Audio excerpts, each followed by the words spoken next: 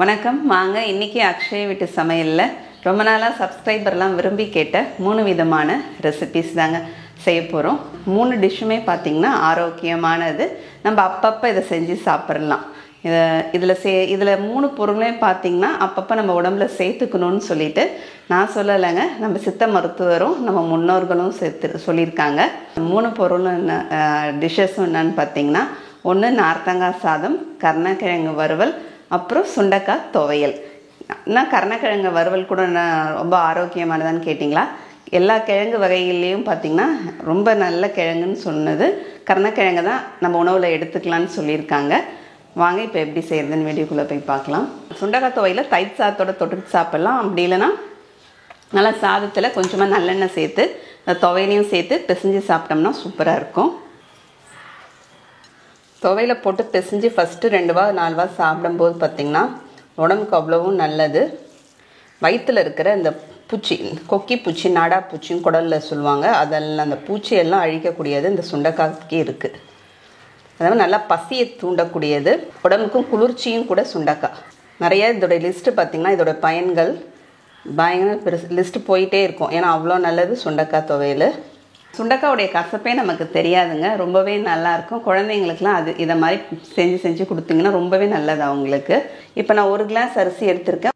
நான் இப்போ எடுத்துக்கிறது பார்த்தீங்கன்னா சாப்பாட்டு புழுங்கல் அரிசி. இது இடிச்சல் அரிசி தான் இன்றைக்கி நாங்கள் எடுத்திருக்கேன். நாங்கள் இதான் யூஸ் பண்ணுவோம், அதை எடுத்திருக்கேன். இப்போ இது கழுவிட்டு வந்துடலாம். இப்போ கழுவிட்டதுக்கப்புறம் இப்போ தண்ணி சேர்த்துடலாங்க. இந்த அரிசி புழுங்கல் அரிசின்றதுனால இது பழ அரிசின்னா தண்ணி நம்ம கூட சேர்க்கறது நல்லாயிருக்கும். இப்போ அரிசிக்கு தண்ணி எடுத்திருக்கேங்க. இப்போ அரிசிக்கு தண்ணி அளவு பார்த்தீங்கன்னா 1 கிளாஸுக்கு நான் இது கலவை சாதம்ன்றதுனால ஒரு 2.25 கிளாஸ் அரிசி தண்ணி வைப்பேன். இதே நான் குழம்புக்கெலாம் வைக்கிறதா இருந்தால் ஒரு 2.5 கிளாஸ் அளவுக்கு கூட தண்ணி தாங்கும். இப்போ நீங்கள் வீட்டில் எந்தக்கு தகுந்த மாதிரி அரிசி யூஸ் பண்ணுறீங்களோ அதுக்கு தகுந்த மாதிரி தண்ணி சேர்த்துக்குங்க. இன்றைக்கி நான் நார்மலாக வீட்டில் சாப்பிட்ற அரிசி தான் எடுத்திருக்கேன். ஒரு முக்கால்வாசி கலவை சாதத்துக்கு பச்சரிசி சேர்த்து செய்கிறது வழக்கம். ஆனால் அது கோயிலுக்கு பிரசாதமாக, சாமிக்கு பிரசாதமாக கொடுக்கும்போது நார்மலாக நம்ம சாப்பிட்றதுக்கு புழுங்கல் அரிசியை யூஸ் பண்ணிக்கலாம். இப்போ நம்ம சாதம் வச்சுருந்தோம் நார்த்தங்காய் சாதத்துக்கு. இப்போ இது 3 விசில் கொடுத்து கொஞ்ச நேரம் சிம்மில் வச்சு நம்ம ஆஃப் பண்ணிடலாங்க. இப்போ நம்ம வேக வச்ச சாதத்தை ஒரு பாத்திரத்தில் சேர்த்துடலாங்க. சேர்த்து நல்லா ஆற வச்சு எடுத்துக்கணும். அப்படியா? இது மட்டும் ஆற வச்சு எடுத்துக்கணும்னு மட்டும் உங்களுக்கு தெரியுமா? சேர்த்து அப்படியே ஆற வைக்கக்கூடாதுங்க. இப்போ கலவை சாதத்துன்றதுனால கொஞ்சமாக நல்லெண்ணெய் சேர்த்துட்டு ஆற வச்சோம்னா சாதம் நல்லா பொலன்னு இருக்கும். 1 ஸ்பூன் அளவுக்கு நல்லெண்ணெய் சேர்த்துக்கிறேன். இது தெரியுமா உங்களுக்கு? புளி சாதம் செய்யும்போது நான் சொல்லிடுறேன். ஆறட்டும். இப்போ நார்த்தங்காய் எடுத்துருக்கேங்க. இந்த ஒரு நார்த்தங்காய் பார்த்தீங்கன்னா 5 ரூபாய்க்கு கொடுக்குறாங்க. 2 நார்த்தங்காய் 10 ரூபா. இப்போ நார்த்தங்காவை கட் பண்ணிக்கலாம். இது பார்த்தீங்கன்னா ரோட்டோரமாக கடை போட்டிருக்காங்க இல்லைங்க, அவங்கக்கிட்ட கிடைக்கும். அப்படி இல்லைன்னா உழவர் சந்தைகளில் கிடைக்கும். இது ரொம்பவே அற்புதமான ஒரு காய் நார்த்தங்காய். இது அப்பப்போ நம்ம உணவில் சேர்த்துக்கிறது பார்த்திங்கன்னா ரொம்பவே நல்லது. அதிகமாக விட்டமின் சி இருக்கக்கூடியது, நோய் எதிர்ப்பு சக்திக்கு ரொம்பவே நல்லது. அந்த மாதிரி மூட்டுவாதத்தில் இருக்கவங்களாம் கூட அடிக்கடி இதை எடுத்துக்கலாம், ரொம்ப நல்லது. சில பேர் இது கேன்சர் செல்லை கூட அழிக்கக்கூடியதுன்னு சொல்லியிருக்காங்க. இப்போ நம்ம ஒரு பவுலில் நம்ம சாதத்துக்கு உப்பு எவ்வளவோ அதை போட்டுக்கலாம். 1 ஸ்பூன் அளவுக்கு போட்டுக்கிறேன். இதில் ஒரு 1/2 ஸ்பூன் அளவுக்கு மஞ்சத்தூள் சேர்த்துக்கலாங்க. இப்போ பழத்தை பிழிஞ்சு விட்டுறலாம். நல்ல சாறு வரும். டேஸ்ட்டும் பார்த்திங்கன்னா நார்த்தங்காய் சாதம் சூப்பராக இருக்கும். விலை பார்த்திங்கன்னா ரொம்ப மலிவானதும் கூட, உடம்புக்கு அவ்வளோ நல்லது. இப்போ நான் எடுத்துக்கிற சாதத்துக்கு 1.5 பழம் அளவுக்கு சாறு எடுத்திருக்கேன். தோல் என்ன பண்ணுவானது? தோல் என்ன பண்ணுறது? தோல் ஒன்று தோலை ஊறுக்காய் போடலாம். கரெக்ட், தோல் ஊறுக்காய் போடலாம் தான். முழு பழத்தையே நம்ம கட் பண்ணி உப்பில் போட்டு ஊறுக்காய் போடலாம், இல்லை தாளிச்சும் ஊறுக்காய் போடலாம். இந்த மாதிரி இந்த தோலையும் நம்ம ஊறுக்காய் போடலாம். இப்போ நம்ம புழிஞ்சு வச்சுருக்கிற சாரை பார்த்திங்கன்னா சாதமும் நமக்கு நல்லா ஆறி இருக்குது. சூடாக இருந்தாலும் லேசாக கதகதப்பு இருந்தால் பரவாயில்ல. இப்போ நம்ம வடிகட்டி சேர்த்துக்கலாங்க. கொட்டையெல்லாம் இருக்கும். சேர்த்துட்டு இதை அப்படியே கலந்து வச்சிடலாம். இப்போ ஸ்டவ்வில் ஒரு பேன் வச்சுருக்காங்க. இதில் இப்போ எண்ணெய் சேர்த்துடலாம். தாளிப்பு சாதத்துக்கு இதை மாதிரி கலவை சாதத்துக்கு நல்லெண்ணெய் சேர்த்தா நல்லாயிருக்கும். ஒரு 2 டேபிள் ஸ்பூன் அளவுக்கு எண்ணெய் சேர்த்துருக்கேன். இப்போ எண்ணெய் காஞ்சோடனே ஒரு 1/2 ஸ்பூன் கடுகு சேர்த்துக்கலாம். கடுகு பொரியும் போது ஒரு 3/4 டேபிள் ஸ்பூன் அளவுக்கு உளுத்தம் பருப்பும் ஒரு 3/4 டேபிள் ஸ்பூன் அளவுக்கு கடலைப்பருப்பும் சேர்த்துக்கலாங்க. 1 டேபிள் ஸ்பூன் அளவுக்கு கடலைப்பருப்பு சேர்த்துக்கலாம். நம்ம விருப்பம் போல் வேர்க்கடலை நம்ம விருப்பம் எந்த அளவுக்கு வேணுமோ அந்த அளவுக்கு சேர்த்துக்கலாம். நான் ஒரு 2.5 டேபிள் ஸ்பூன் அளவுக்கு வேர்க்கடலை வறுத்து தோல் உரிச்சு எடுத்து வேர்க்கடலையே சேர்த்துருக்கேன். இதெல்லாம் லேசாக பருப்பு சேர்க்கட்டும். இப்போ காஞ்ச மிளகா சேர்த்துக்கலாங்க. இது கூடவே கொஞ்சமாக கருவேப்பிலை. ஃப்ளேம் வந்து இப்போ நல்லா லோ ஃப்ளேமில் தான், நல்லா சிம்மில் வச்சுருக்கேன் ஃப்ளேம். அப்புறம் கொஞ்சமாக இஞ்சி பொடிசாக கட் பண்ணது, பச்சை மிளகா பொடிசாக கட் பண்ணதுங்க. கூடவே வந்து ஒரு 1/2 ஸ்பூன் அளவுக்கு பெருங்காயத்தூளும் சேர்த்துக்கலாம். நம்ம சேர்த்துட்டு நல்லா கலந்து விட்டுடலாம். கலந்து விட்டுட்டு இப்போ வந்துட்டு இந்த தாளிச்சதை எடுத்து அப்படியே வந்து சாதத்தில் சேர்த்துடலாம். இந்த சாரை வந்து நமக்கு கொதிக்க வைக்கணும்னு அவசியம் இல்லைங்க. சாதத்தில் ஊற்றி கலந்தாவே நமக்கு போதும். இப்போ அப்படியே நம்ம தாளித்து சேர்த்துட்டு கலந்து விட்டுடலாம். சூப்பரான நார்த்தங்காய் சாதம் ரெடி. அப்படியே வாயில் எச்சு ஊறும் நமக்கு, அவ்வளோ நல்லாயிருக்கும். அதே மாதிரி ட்ராவலுக்கு போகும்போதெல்லாம் இதை எடுத்துகிட்டு போனீங்கன்னா ரொம்பவே நல்லாயிருக்கும். இந்த வாமிட்லாம் வர்றவங்களுக்குலாம் கூட இந்த நார்த்தங்காய் சாதம்லாம் எடுத்துகிட்டு போகலாம், ரொம்ப நல்லது. இப்போ நம்ம அடுத்தது கருணக்கிழங்கு வறுவல் பார்த்துடலாம். இந்த கருணக்கிழங்கு வறுவல் அந்த நார்த்தங்காய் சாதத்துக்கும் சரி தயிர் சாதத்துக்கும் சரி ரொம்பவே நல்லா இருக்குங்க. நம்ம கீரை கரையல் வறுவல் எல்லாது சாம்பார் எல்லாத்துக்குமே. இது வந்து சில சேனக்கிழங்குன்னு சொல்லுவாங்க சில பக்கம் இங்கே பாண்டிச்சேரி பக்கம்லாம் நாங்கள் கருணக்கிழங்குன்னு தான் சொல்லுவோம். சட்டி கருணக்கிழங்கு. நம்ம கிழங்கு வகைகளே பார்த்திங்கன்னா இந்த கிழங்கு மட்டும்தான் நம்ம உணவில் சேர்த்துக்கிறது ரொம்பவே நல்லது. கான்ஸ்டிபேஷன் மலச்சிக்கல் இருக்கிறவங்களுக்குலாம் இந்த கிழங்கும் சரி, அது மாதிரி பிடிக்கரணைன்னு சொல்லுவாங்க, அதுவும் சரி, ரெண்டுமே நல்லது. இப்போ இதை நம்ம கட் பண்ணி எடுத்துகிட்டு வந்துடலாம். இது கட் பண்ணுறதுக்கு முன்னாடி ஒரு பாத்திரத்தில் கொஞ்சமாக கல்லுப்பு சேர்த்துட்டு இந்த கிழங்கு அதில் கட் பண்ணி போட்டுடலாங்க. அதை கிழங்குல பார்த்திங்கன்னா நமப்பா அரிப்புத்தன்மை இருக்கும் அதில். அதனால் இந்த மாதிரி உப்பில் போட்டு நம்ம உராசிட்டு அதுக்கப்புறம் நம்ம எடுத்தோம்னா அந்த இது போயிடும். அதுக்காக தான்.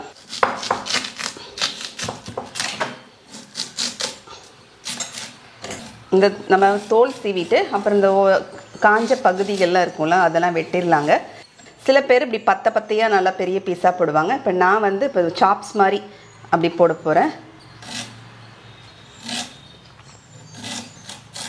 இந்த மாதிரி நல்லா நீளமாக சாப்ஸ் மாதிரி போட்டோம்னா நமக்கு நல்லாயிருக்கும்.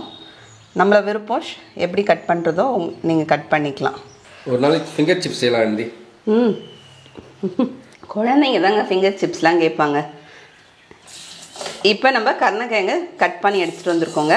இப்போ நம்ம இந்த உப்பில் போட்டதை இப்படி நம்ம உராஞ்சிக்கலாம். இந்த மாதிரி பெசர்ன மாதிரி கொஞ்சம் தண்ணி தெளித்து பண்ணலாமா? இல்லை அப்படியே. இப்போ இதை வந்து நம்ம கழுவி எடுத்துகிட்டு வந்துடுறோங்க. இப்போ கருணக்கிழங்கை கழுவி எடுத்துகிட்டு வந்துட்டோம் நம்ம. இப்போ வந்துட்டு இது வேக வைக்க போகிறோம். வேக வைக்கிறதுக்கு தண்ணி இது முழுகிற அளவுக்கு தண்ணி சேர்த்துருக்கேங்க. இப்போ ஸ்டவ் ஆன் பண்ணிடுறேன். இப்போ திரும்பியும் இதில் நம்ம உப்பு சேர்த்துடலாம். கொஞ்சமாக கல் உப்பு சேர்த்து வேக வைக்கிறது நல்லது. கல் உப்பு சேர்த்துடலாங்க. இது கூடவே கொஞ்சமாக ஒரு 1/4 ஸ்பூன் அளவுக்கு மஞ்சத்தூளும் சேர்த்துடலாம். கிழங்கு வந்து நல்ல கிழங்காக இருந்தால் சீக்கிரமாக நமக்கு வெந்துருச்சுனாவே நமக்கு நல்லா சீக்கிரமாக வெந்துருச்சுனாவே சாப்பிட்றதுக்கும் கிழங்கு வந்து டேஸ்ட் நல்லாயிருக்கும். கிழங்கு ரொம்ப நேரம் ஆச்சு ரப்பர் மாதிரி வேகாமல் இருந்துச்சுன்னா சாப்பிட்றதுக்கு கிழங்கு நல்லா இருக்காது. அதுலேயே நமக்கு தெரிஞ்சிடும். இப்போ இதை ஒரு மூடி போட்டு ஒரு மீடியம் ஃப்ளேமில் நம்ம வேக வச்சிடலாங்க. இப்போ மீடியம் ஃப்ளேமில் கிழங்கு வேக போட்டு ஒரு 10 நிமிஷம் போல் ஆயிடுச்சுங்க.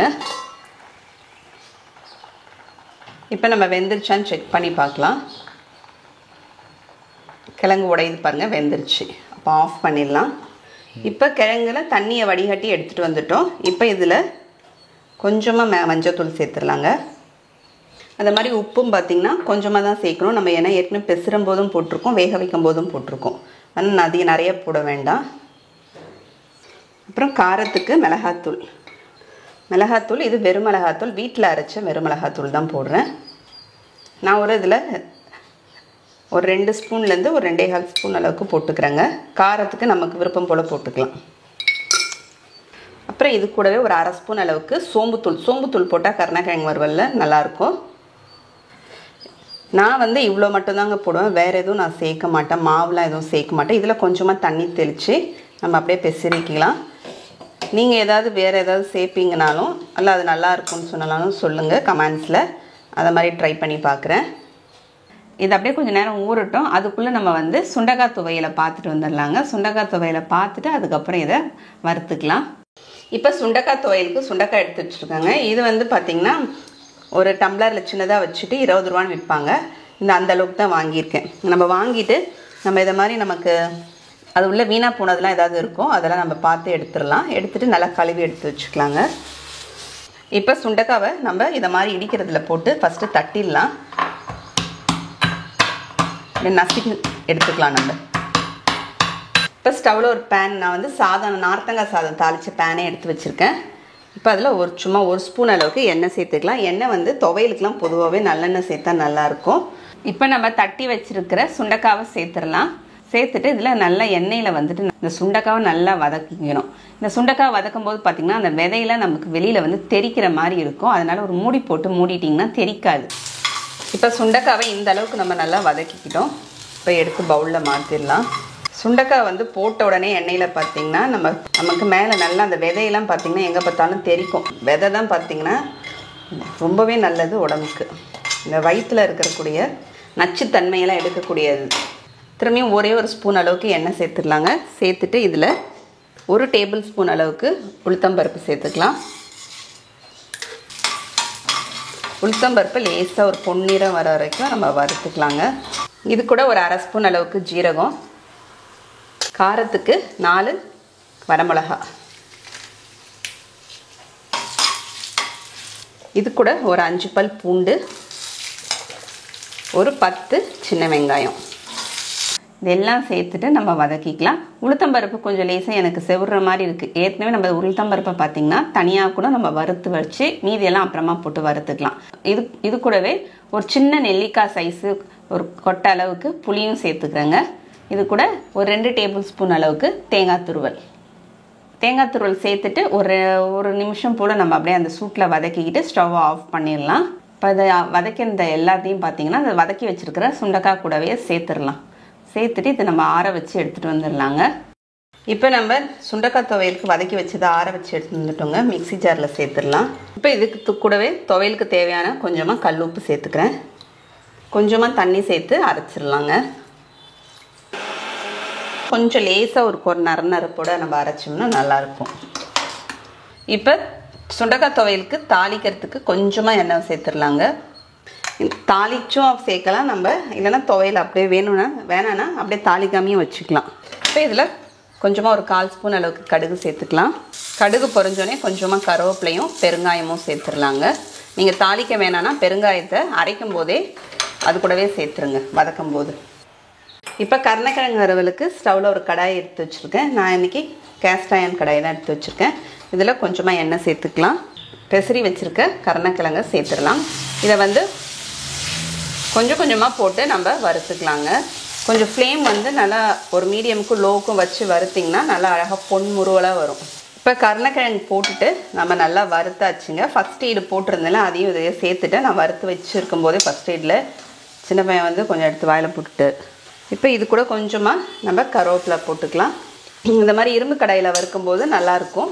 ஆஃப் பண்ணிட்டேன் ஸ்டவ்வை. இதை அப்படியே நம்ம சாப்பிட்ற வரைக்கும் கூட இதிலே வச்சுருந்துருக்கலாங்க. இப்போ நம்ம டேஸ்ட் பார்த்துலாம். நார்த்தங்காய் சாதமும் கருணக்கிழங்கு வறுவலுக்கும். நார்த்தங்காய் சூப்பராக இருக்குது. வாயில் வச்சு நல்ல டேஸ்ட் நல்லாவே இருக்குது.